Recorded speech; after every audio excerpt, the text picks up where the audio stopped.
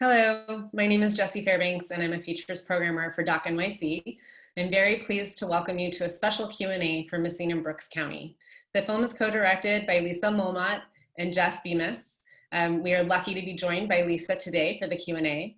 We also have two subjects from the film, Omar Roman Gomez and Dr.Kate Spradley. We are delighted to have been able to share Missing in Brooks County with our audience at Doc NYC. This is such an important film. Please put your hands together and welcome Lisa, Omar, and Kate. Lisa, thank you so much for sharing what is an incredibly sobering look at the plight of undocumented migrants. But it also explores the moral quandary that citizens in the South are constantly placed in owing to an unsustainable immigration policy. In the film, it talks about how Brooks County is one of many areas that was created as a deterrent. Can you talk to us about what drew you to this story? Was it did you find out about the families first? Did you find out about Brooks County first? Why did you want to tell a story about all of these individuals grappling with the mounting death toll? Well, we began filming about 6 years ago, so it's kind of hard to remember what was going on in my mind when I agreed to take on this topic. But I can say that I live in Southern Arizona, and immigration is front and center here. So it is something on everyone's mind here. And I teach at the University of Arizona, and I also do a lot of work with the Immigration Law Clinic at the University of Arizona. So it was something that was, I was thinking about a lot, obviously living here. My students some of them are DACA recipients. I've heard a lot of stories about their families, their parents coming across the border with papers, without papers, many different kinds of stories. So it was something I was thinking about. And Jeff and I know each other from teaching at a small liberal arts college in Connecticut. And he's a wonderful filmmaker, and I think we both were sad that we never got a chance to work together. And I think I had been living in Arizona just a little while when he emailed me about what was going on in Brooks County, but specifically the work of one forensic scientist who is not in the film, actually. And we decided we would go and meet with her and learn more about her work and what was going on the border. And so we went to Texas together, and this woman, Dr. Lori Baker, brought us down to Brooks County. And she, well, first of all, when we got there, the first thing we asked was, where's the border? And everyone was like, you're not on the border. We're 70 miles north of the border. And we were like very confused by that. And so that was the first of many, many things we were confused by working on this film. But really, as soon as we got there, we realized, okay, this is the story we want to tell of this place. As we began to meet people and learn what was going on here, we realized it wasn't just a story about a forensic scientist, but it was the story of the families, Eddie Canales, the human rights worker, the vigilantes, the Border Patrol. And we were lucky that on that first trip, we met the sheriff of Brooks County, and he has been really wonderful and supportive of this film. And without his support, we would not have had the access we had to make the film.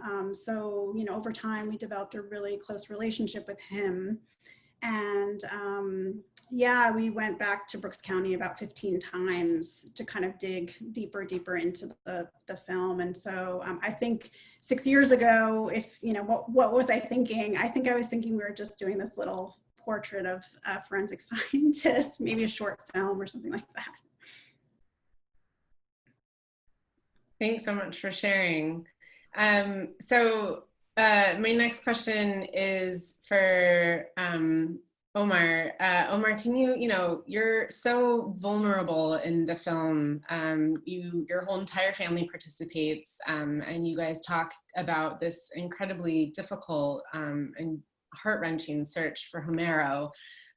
First question is, I want to ask you about what you thought when someone approached you about being in a film, but to start, can you share with us what is happening in the search for Homero and how your family is doing?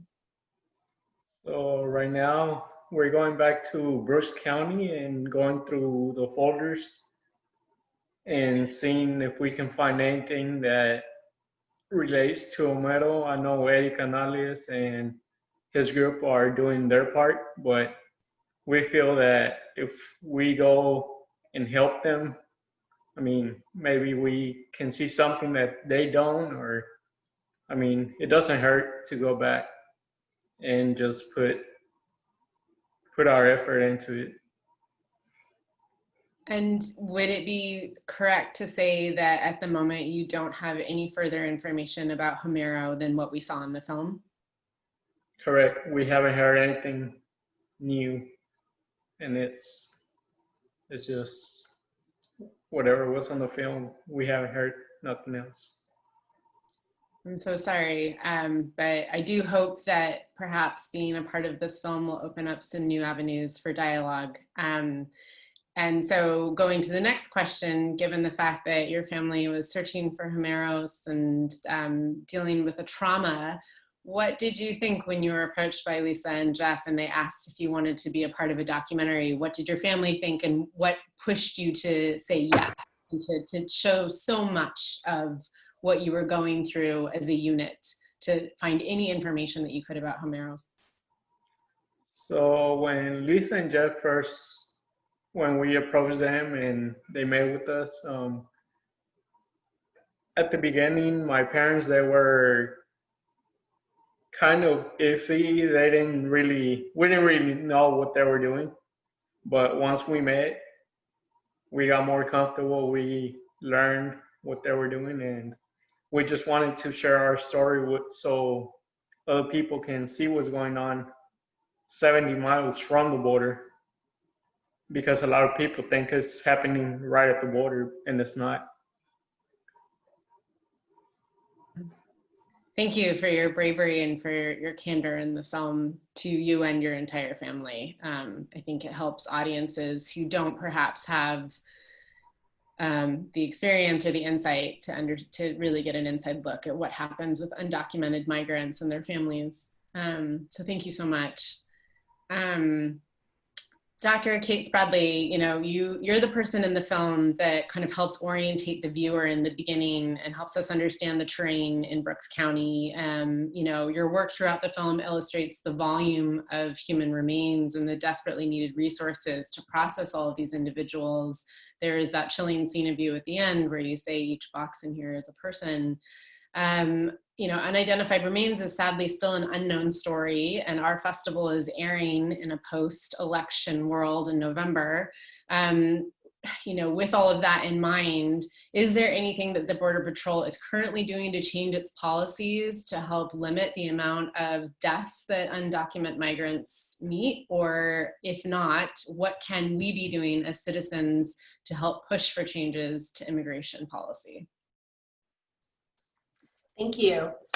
In terms of Border Patrol doing anything different to prevent death, I don't think it's something that the Border Patrol alone could take care of. I think that if you ask the Border Patrol, they will say their mission is to save lives.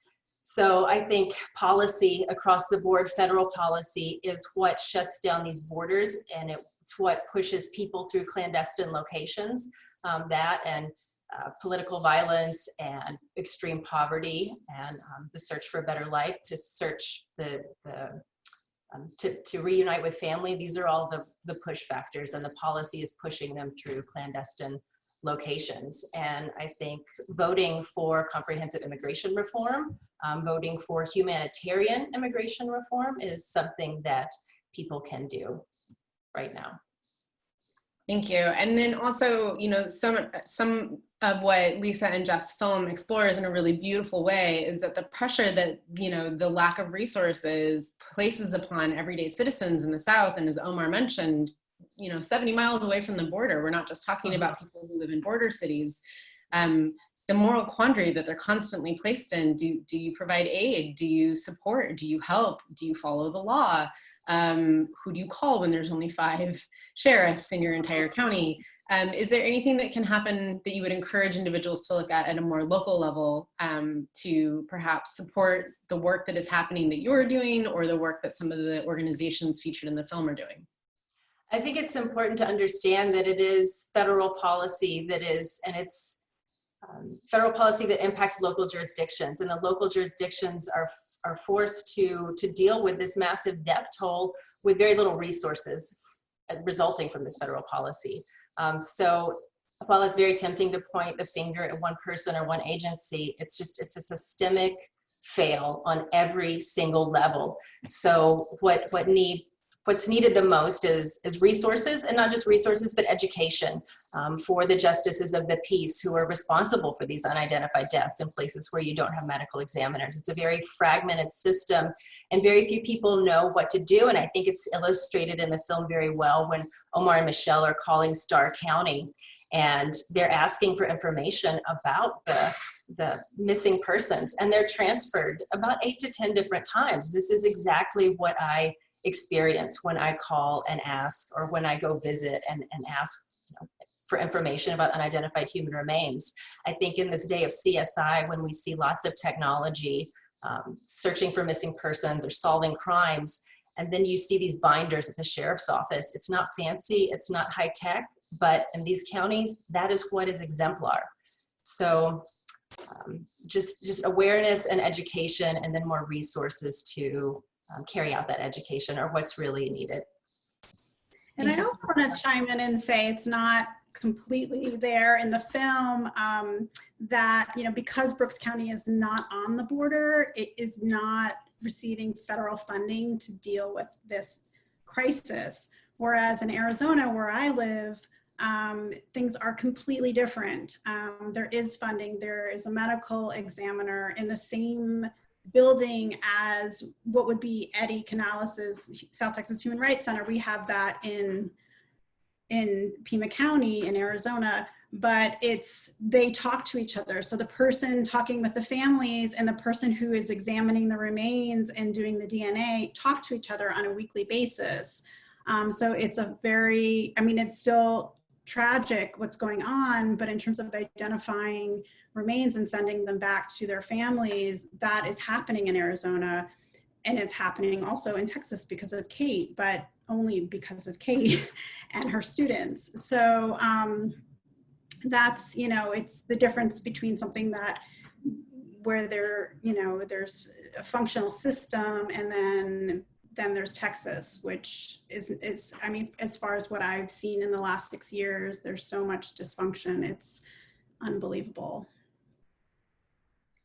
Thank you, Lisa. And I appreciate that the film is so nuanced, that you take a macro view of all of the different organizations involved in this. You have access to vigilante groups, you have access to local law enforcement and Border Patrol, as well as groups like Dr. Spradley's, who is attempting to identify remains. And you also feature 2 families, including Omar's, who are going through, the deeply human results of all of these statistics and kind of sterile conversation that we tend to have, there are real people behind all of these numbers. So thank you so much for weaving in so many elements of the conversation into a single film. I imagine that was no easy task. No, the editor of the film, who happens to be my husband, I feel like he is the person that was really able to figure out how that would all work, because it's not normally with a film you have one protagonist and you have one story. Well, we have two families, but then we also have these other pieces. Sorry, can you start over, and we're gonna have you repeat that because you froze. So for the editor, please cut that out. So yeah, at least if you can just go back to your husband was the one that helped craft the narrative. Thank you. I shouldn't give him so much credit. So actually it's my husband who is the editor of the film, and I would like to give him credit for figuring out the structure of the film, because normally in a film you have one main protagonist and one main story, and our film has two stories of two families, but it also has many other perspectives on this. So it's an ensemble piece, really, and those are not very easy to edit. And we had so much really rich material with other families as well. And at a certain point, you have to make some hard decisions about what is going to make it in, what's not. And he was really great at having that perspective, because I don't think Jeff and I had quite the same perspective, because we had been spending so much time there and we thought everything was so important, but we weren't making a series, we were making a film. So. I mean, you do have so much. I mean, we could have an entire discussion about Eddie Canales, who is an incredible subject in the film, you know, Juan Salazar's family, as well as the fact that you got access to so many vigilante groups and, as I said earlier, local representatives. Unfortunately, we do not have time for that, but please follow the film so you can learn more about it. I want to close us off with two questions. The first one is to Omar. I'd love to know what you and your family thought of the film when you saw the finished cut. So my family and I, we approve of the film, and we hope that by people seeing this film, they can get a better understanding of what's going on 70 miles from the border in Texas, and just for people to not take life for granted, and I mean, just keep your heads up and enjoy your family, because you never know what can happen. And I want to speak for Michelle, his wife here, because after she saw the film, she and I texted for about an hour and a half, back and forth. She was so overwhelmed with emotion and energy, really, for this topic because of the film. And that, you know, for us as filmmakers, for Jeff and I, that was like the biggest gift anyone could give us after going through all this and making this film, is to have the Romans approve of the film and be excited about participating in the, you know, this part of it, and, you know, talking about it during a Q&A, and just the support, and then also to Eddie Canales and Dr. Spradley, Kate. Just, it meant the world to us that everyone was happy with the film, because ultimately that was the most important thing for us. Thank you so much. Kate, the second to last question, I lied, I have two. For you, Dr. Spradley, I keep wanting to call you Kate, but Dr. Spradley, what is the one thing that you hope is, you know, what's the main takeaway you hope audiences walk away from when they watch this film? You can call me Kate. I want people to see what it's like in Texas. I want them to see what it's like for Omar and Michelle and their family, searching for their loved one. That they're not getting answers. They're here. They're in the United States. They're searching. They're able to advocate for themselves, and they can't get very far. Everything we really know about the border, as Lisa was talking about earlier, comes from Arizona. It's tragic in both states, but it functions very differently in both states. So they really told the story of Texas and the dysfunction and the fragmentation. And when it comes time, hopefully policymakers will see this and they will understand that we have to legislate some policy to help families find these answers. Beautifully put. Thank you very much, Kate. And the final question to you, Lisa, as the filmmaker, again, thank you for sharing this film with Doc NYC audiences. You know, the film is executive produced by Abigail Disney and Sally Jo Pfeiffer. You have support from ITVS. How can people follow along, learn more about the film, help spread the word? Let's see. Well, we have a website, which is Missing in Brooks County, which is actually how Omar and Michelle found us. We had this little website, and Michelle was typing Missing in Brooks County, and our website came up, and that is actually how we found the Roman. So little side note. But we have a website and we're on Facebook, Missing in Brooks County. And the film will be on Independent Lens in the fall of 2021. Yeah, we will be at festivals for the next year or so, and we're going to have a very robust impact campaign following that. And I hope people will hear about the film in lots of different ways. Yeah, just go to the website. We have a calendar that's constantly being updated. So. Wonderful. Well, thank you all so much for joining us. Kate, Omar, Lisa, everyone at home, please put your hands together. Thank you so much for sharing Missing in Brooks County with us and for all of the advice and candor that you displayed at this Q&A. We're so honored to have been able to speak with you. Thank you for being with the festival.